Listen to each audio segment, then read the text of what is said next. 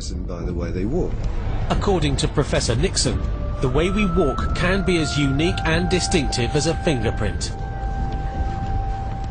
The advantages of biometric is that you have it at a distance when you can't see the face and you can't see other biometrics like the fingerprints or the ear, but you can still see the way people walk, and so you can recognise them at a distance at low resolution for surveillance. Is Big Brother watching your cell phone use? Vermont's chapter of the American Civil Liberties Union worries it is and is suing the state attorney general's office to get more information on the possible practice. Jack Thurston has been looking into this story.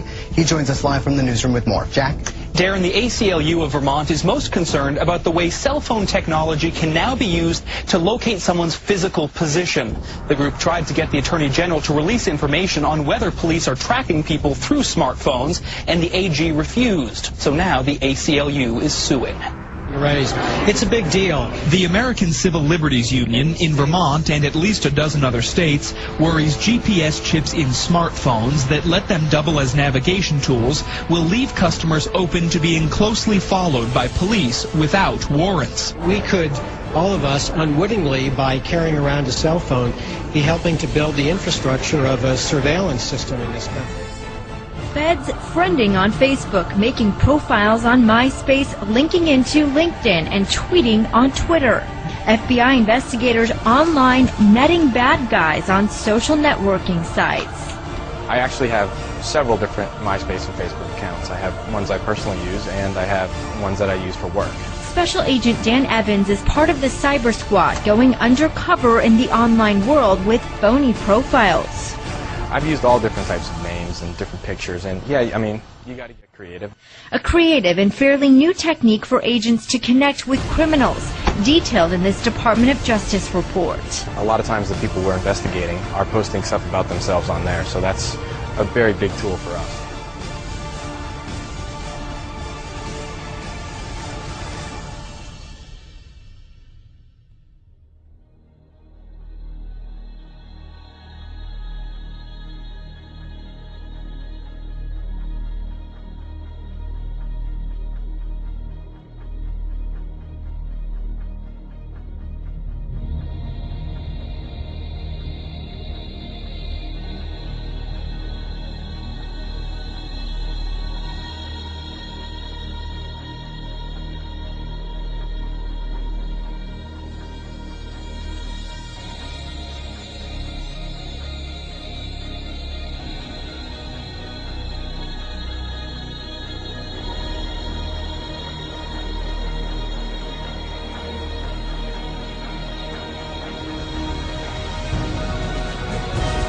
Now, here's your Pentagon Channel report. Discerning between the good guys and the bad guys in an urban war can be very tricky. In Baghdad, Iraq police departments are occasionally infiltrated by terrorists, while a woman in a marketplace might be carrying a bomb. Accurate identification is very important. So while the services are now working together to further develop a system of biometrics, these can easily identify the enemy while protecting the innocent.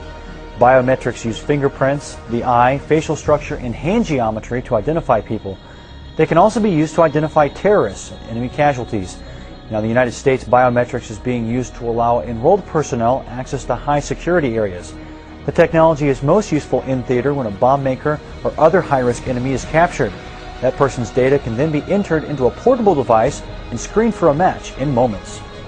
How did you get their data in the first place? Well, they could have done things in the past. They could have been in early in the war. They could have been any prisoner of war, and then released, and then they did things again that made them enemies. But there's all kind of ways we had earlier, from records handed to us by the government of Iraq when we took over, or also our own records we collected on everybody when we were over there. Now, the Biometrics Task Force is working to improve this gear. They're trying to make it more rugged for better use in theater. Keep it here for military news and information throughout the day on the Pentagon Channel.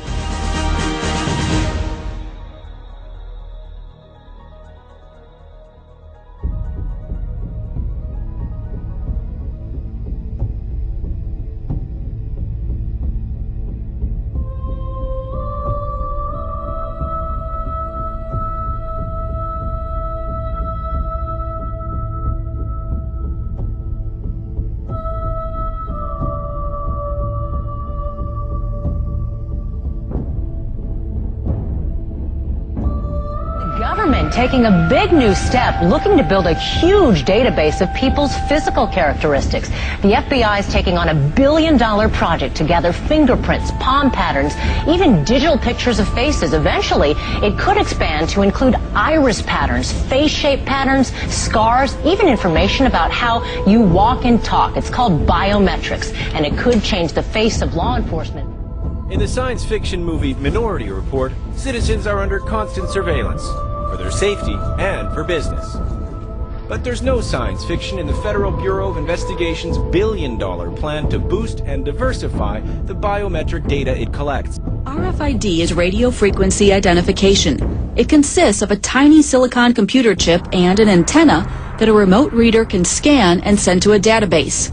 RFID is the backbone of the Internet of Things, and it's already big business. We've literally got some of the biggest corporations on the globe investing hundreds of millions of dollars already in the infrastructure to make every physical object on Earth trackable. And then you've got the public who really has no idea that this technology is coming. Each chip can give a unique serial number to every product, and then its antenna helps remote scanners read the RFID tags, even through materials like fabric and plastic. With a maximum rotation of 75.3 degrees and a blink frequency of 145.92 megahertz.